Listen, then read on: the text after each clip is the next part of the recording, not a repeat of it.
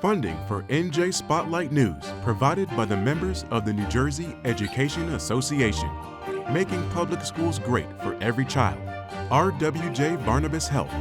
Let's be healthy together. New Jersey Realtors, the voice of real estate in New Jersey. More information is online at njrealtor.com. And Orsted, committed to delivering clean, reliable, American-made energy. Tonight on NJ Spotlight News, the fight over sanctuary cities ramps up as immigration policy takes center stage in the New Jersey governor's race.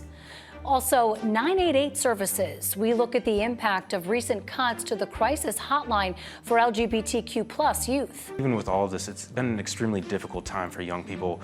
We've seen from the Trevor Project that rise in anxiety, stress, suicidal ideation in many cases. Also, gig workers' rights. Lawmakers are proposing changes to compensation and benefits for contract workers, leaving many freelancers fuming. You're threatening to wipe out our incomes and careers, and you're admitting you'll create no new jobs for us. And community outreach, how Camden is striving to improve interactions between the public and police. It's a different approach. It's a softer approach. It shows them that we're here to help them. We're not here to rest our way out. We're here to help them. We know they have families. That's somebody's wife, somebody's mom. So we just try to get them right back on the right path. NJ Spotlight News begins right now.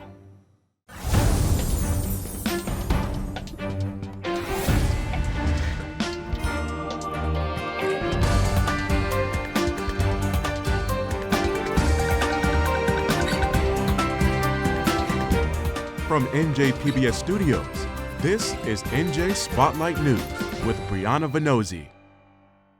Good evening and thanks for joining us on this Wednesday night. I'm Brianna Venozzi. We begin with a few of today's top stories. First, there are growing calls for accountability in the wake of a tragic double homicide that allegedly involved a state police lieutenant who previously served on Governor Murphy's security detail. Now, authorities say 33-year-old veterinarian Lauren Semanchik and her boyfriend Tyler Webb were found shot to death in her Franklin Township home over the weekend. Victims of what prosecutors say was a double murder allegedly carried out by Semanchik's ex-boyfriend, State Police Lieutenant Ricardo Jorge Santos, who later died by suicide and was found in his car. Semanchik's family is now asking whether law enforcement failed her when she asked for help. According to the family, Semanchik had reported disturbing behavior by Santos, like stalking, harassment, and vandalism to Franklin Township Police back in May while seeking a restraining order, but was never able to speak to an officer and didn't receive a follow-up. The Hunterdon County Prosecutor's Office is investigating. A spokesperson for the governor and Attorney General's office didn't return our request for comment, but previously said in a statement the governor was, quote, shocked and devastated by this horrific tragedy. A GoFundMe page has been set up to support Lauren Semanchik's family. Also tonight, scathing allegations against Howell Township officials, where a whistleblower lawsuit claims elected leaders there pushed illegal and discriminatory housing policies. Former township manager Joseph Clark alleges the mayor, John Leggio, and council members tried to require renters to prove U.S. citizenship or face eviction. Now, according to court documents, the officials proposed revoking certificates of occupancy for undocumented immigrants and even suggested racial profiling tactics like checking renters' recycling bins for Modelo beer bottles. The lawsuit also claims the mayor tried to pull housing approvals based on arrests, sending text messages about cross-referencing names of locals arrested with rental records. Joe Clark and others who objected allege they were retaliated against and their work environment became, quote, unbearably hostile. Clark says he was forced to resign in July. The lawsuit accuses the town of discrimination, retaliation, and violating whistleblower protections. And how township officials didn't return our request for a comment. And a $54 million plan to bolster 5 miles of the Jersey coastline is now hanging by a thread. Federal officials are warning that funding for the long-awaited beach replenishment and dune project across 5 Mile Island, home to the Wildwoods and part of Lower Township, may be pulled if local leaders can't reach an agreement by the end of September. The beach replenishment plan was launched after Superstorm Sandy and would bring 2 million cubic yards of sand to the area, but unity among the towns involved has been hard to find. North Wildwood and Lower Township are backing the project, citing severe erosion in those areas, but Wildwood and Wildwood Crest have raised concerns about the project's impact on tourism, beach width, and dune height. Now, according to the U.S. Army Corps of Engineers, this is the last section of developed ocean coastline in New Jersey that hasn't had dune construction post-Sandy. Now, supporters are scrambling to salvage the deal. Without one, they say coastal protections for some of the state's most vulnerable beaches could be lost, along with the funding to build them. Well, as we reported yesterday, an updated list from the Department of Justice puts 4 New Jersey cities at risk of even more litigation over their sanctuary status and their, quote, lack of cooperation with the Trump administration's immigration policies. Those exact policies are now in the spotlight in the upcoming governor's race, with Republican Jack Ciattarelli criticizing his opponent, Democrat Mikey Sherrill, for her alleged support of the Immigrant Trust Directive, which he says prevents local law enforcement from working with federal immigration agents. Senior political correspondent David Cruz has more on what each candidate is and isn't saying about immigration reform. Even before the days of the 1988 infamous Willie Horton political ad, campaigns have been turning tragedy into political opportunity. Both parties are well versed. But the latest tragedy that has been sucked into the political maelstrom is the case of Raul Luna Perez, an undocumented immigrant from Mexico who police say is responsible for a crash that killed a mother and her daughter. Republicans across the country have jumped on the man's status, and not surprisingly, it's become a part of the campaign for governor here in New Jersey. This tweet from Republican Jack Ciattarelli: because of New Jersey's Immigrant Trust Directive, which my opponent Mikey Sherrill supports, the man wasn't turned over by local police. Luna Perez's record includes multiple arrests, including 2 DUIs, but the state attorney general's office said the man was released over the objections of prosecutors. To be clear, reads the statement from the attorney general's office, nothing in the Immigrant Trust Directive would have prevented New Jersey law enforcement from cooperating with federal immigration officials to deport this defendant. And that's basically correct. Crimes like DUI and vehicular homicide are exactly the kind of offenses that force cooperation between immigration officials and local police. Yet the Department of Justice has 4 New Jersey towns, Hoboken, Paterson, Newark, and Jersey City, on its radar as sanctuary cities, saying that they interfere with federal efforts. Ciattarelli says he'll erase the Immigrant Trust Directive on day one. His running mate, Morris County Sheriff Jim Gannon, was clear about where Republicans stand today. We'll repeal the dangerous sanctuary state and restore cooperation between immigration authorities, known as ICE, and law enforcement officers throughout our state. That's our commitment. Back in 2017, though, he warned against the very thing that appears to be happening here. I don't like when people politicize it because it's not appropriate at all. Not appropriate at all. This is real life stuff. Meanwhile, the Sherrill campaign has laid low on the issue. They did not return our calls for this story. Sherrill has said in the past that those who want to see the Immigrant Trust Directive made into law should be careful what they wish for. What we have here is a court-tested order. And we know that any legislation right now opens this up to attacks in our court system. The concern around talking points that codifying the Immigrant Trust Act would somehow put a target on the state's back does not feel like it jives with the moment. One, because ICE raids continue in this state, even with our low profile for not having codified the Immigrant Trust Act. We are a target of the Trump administration. And whether it's fair politics or not to bring attention to something tragic that happens to make your political point, the Republicans have seized on this one, here and across the country.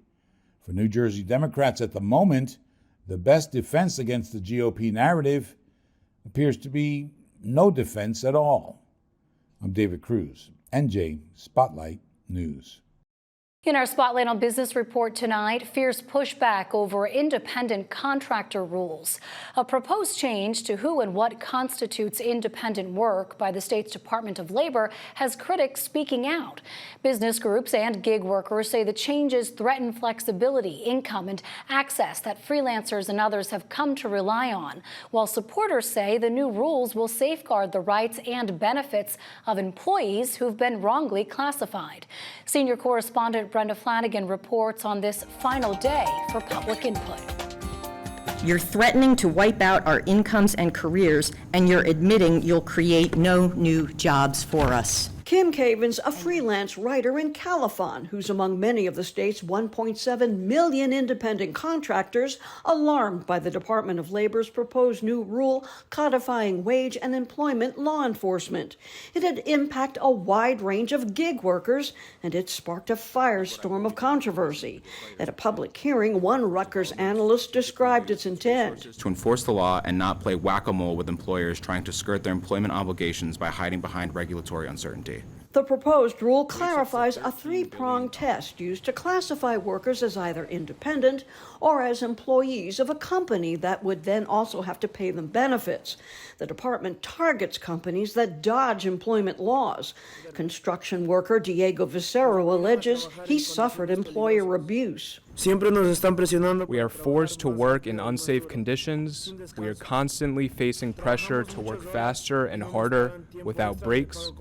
We work many hours and don't receive overtime pay or even full pay.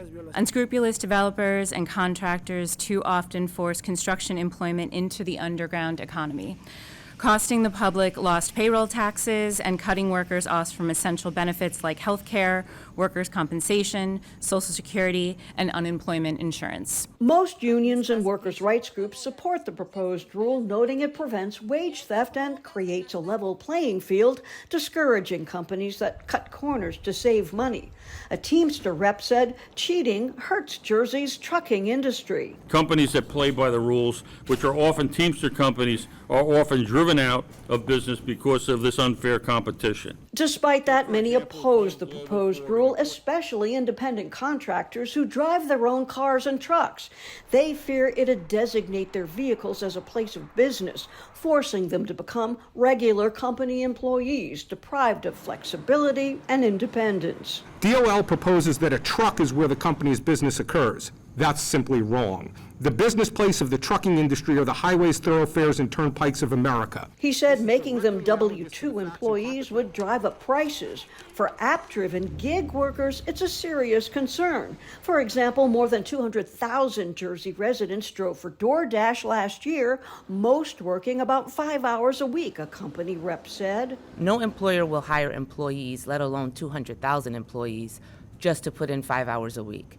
That shows how dashing fulfills a need that's different from employment. New Jersey's labor commissioner maintains this rule proposal is a critical step in providing clear, reliable guidance to employers to help them comply with the law and prevent the illegal misclassification of employees, and that it doesn't change established law. But business groups disagree. If it's not broke, don't fix it. This is something that we have been operating under for several years.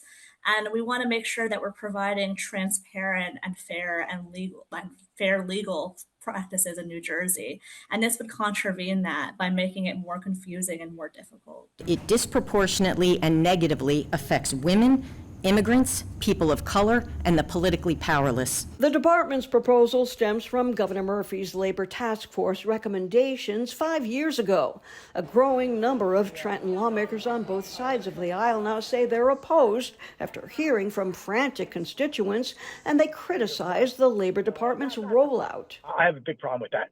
Now, there's also the possibility that it really is an attempt to destroy the gig economy. Then we're really going to have a battle on our hands, because that should not be happening here in the last few months of an administration. Absolutely no call for that. The public comment period on the proposed rule ends today, and the Department of Labor can enact the rule with or without changes. I'm Brenda Flanagan, NJ Spotlight News. Support for the Business Report is provided by the Newark Alliance presents the 2025 Halsey Fest, featuring the vibrancy of Newark's Arts and Education District and Halsey Street. Halsey, a neighborhood built on hustle and heart. The 2025 Halsey Fest schedule is available at halseynwk.com. In Camden, a new approach to public safety is showing promise. Since it launched in 2020, the Camden Village Initiative pairs police officers with social workers to respond to emergency calls, using both enforcement and support, aiming to connect residents in crisis with resources for housing, addiction, and mental health services. And early results suggest it's working. Senior correspondent Joanna Gagis went out with a team to see their work in action today. Hey, Joe, good to see you. So what did you find? Hey, Brianna, we got to see firsthand what it looks like when this team of police officers and social workers connect with the folks in Camden in need. Sometimes it's a matter of taking calls or walk-ins that come into the station, but at various times throughout the week, they go out into the places where people are most likely to be, those struggling with homelessness, addiction, joblessness, and other concerns. And today we got to see just how impactful that outreach can be. What type of services can we assist you with today? Any food assistance or clothing assistance? They go out in teams, social workers from the Center for Family Service paired with Camden County officers, a new partnership that launched in 2024 as part of Camden's Village Initiative. Not every encounter leads to service connections. This gentleman refused everything but the handouts offered by the team. This is a wound kit, and these are a hygiene kit with refreshments, okay? All right, this is for you, Mr. Moore. Always engage, even if it's this third time. Our goal is that they eventually say, yes, I'm done with this. I need help, and we transport them right away. And while it's rare that someone says yes to immediate transport for services on the first encounter, sometimes outreach meets desperation with perfect timing. She said, yeah, I'm homeless, I'm on the street. So I said, we got Center for Family Service here. We could help you. And I said, we could actually help you immediately. And she said, yes, can you please help me? We are setting up a immediate transport to our navigation hub on Benson Street that will be able to set up substance use treatment for her. So they'll review, see what beds are available in the county, and then set up a transport to get her over there. This is why we do it, right? We come out here and, not everyone is always at that stage of readiness, but we were very fortunate that when we engaged this individual that she consented to treatment and consented to immediate transport. So I'm grateful that we were able to coordinate that today. I had a smile on my face because it's a big challenge to do immediate transport. They usually say they do want the help, and then they kind of forget about it. We still go out and engage. We keep engaging until they obviously just say they're sick and tired of it and come out. But that was immediate. That was the first time I engaged with her. And once she said, yeah, I want to go now, it just put a smile on my face. Addiction and homelessness often go hand in hand here. The point-in-time count released in July showed almost 760 individuals were homeless in the city on any given day, a third of them for more than a year. Whether that's unhoused population, whether that's our missing runaway youth or at-risk youth, we try to assist families as a whole when we engage and try to assist as best as we can. What are you seeing in terms of the impact in the community because you have this partnership? I believe it has been beneficial. A lot more individuals are aware of what we can offer, the available resources. We have different trainings. We look at things in a different lens, and I believe we work best as a group. Sometimes there are calls that officers respond to that are more in the realm of social service needs, such as mental health or substance related, and we can try to assist with the de-escalation process, whereas police can work on the safety concerns. It's a different approach. It's a softer approach. It shows them that we're here to help them. We're not here to rest our way out. We're here to help them. We know they have families. That's somebody's wife, somebody's mom. So we just try to get them back on the right path. And a promising statistic, Camden's seen a 37% drop in fatal overdoses in the first 6 months of 2025 compared to the same time last year, according to the county, a signal to this team that their consistency and care is actually saving lives. In Camden, I'm Joanna Gagis, NJ Spotlight News. Well, the end of a crucial support system for LGBTQ+ youth has mental health advocates sounding the alarm and stepping up after the federal government last month officially ended the specialized Press 3 option on the 988 Suicide and Crisis Lifeline, removing access to counselors trained to support LGBTQ young people at a time when mental health issues are on the rise in the community. According to a national survey by the Trevor Project, nearly 40% of LGBTQ youth seriously considered attempting suicide last year. Now, nonprofits around the state are racing to fill the void left without that hotline. Our mental health writer, Bobby Breyer, joins us now for more on what that response looks like and the impact of the rollback. Bobby, good to see you as always. So let me just start with how these nonprofits are reacting, and more importantly, how are they filling this gap in care? Right. You know, right now, when we look at the 988 data coming out of the federal government, about 1.5 million LGBTQ callers were calling that hotline between September of 2022 until May of this year. And so when you have a number in a specialized service taken away like that, you're going to really need immediate mental health care to fill that void. When you look at what nonprofits are doing right now, they've been doing specific skills workshops, essentially that would be able to teach LGBTQ young people coping techniques so they could deal with stress and anxiety on their own.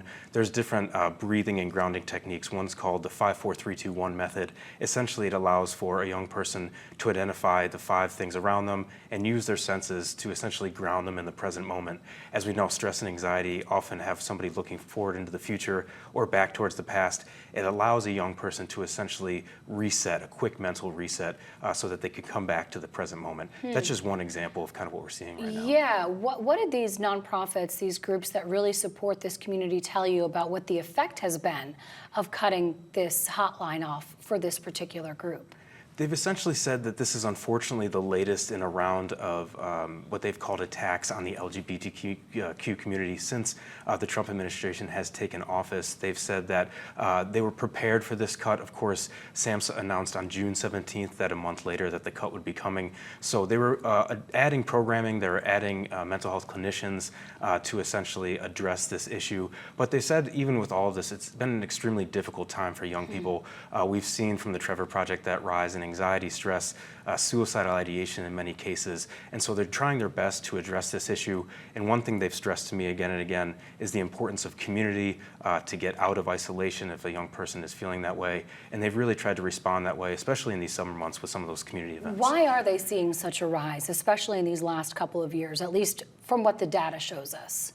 The data and a lot of the rhetoric that we've seen politically around many times anti-transgender policies, as well as what people have called direct attacks on LGBTQ populations, have essentially led to this rise in anxiety and stress.